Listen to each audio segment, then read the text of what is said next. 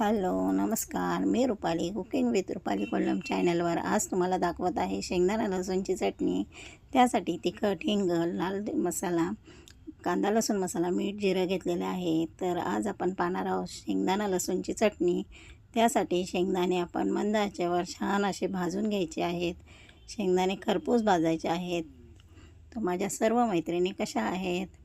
खूप दिवसांनी मी तुम्हाला रेसिपी शेअर करत आहे। काही प्रॉब्लेम झाल्यामुळं बरेच दिवस आपल्या चॅनलला रेसिपी येत नव्हती, तर बघूया आता कंटिन्यू राहील।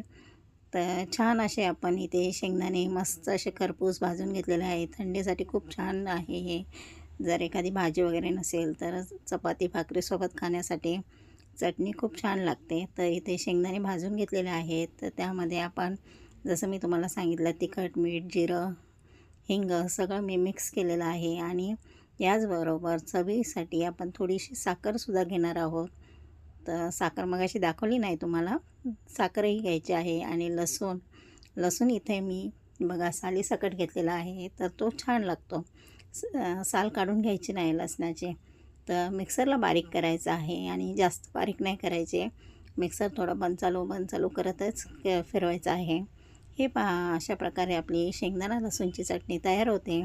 जसं मी म्हटलं थंडीसाठी छान आहे। भाजी नसेल किंवा भाजीसोबतही छान लागते।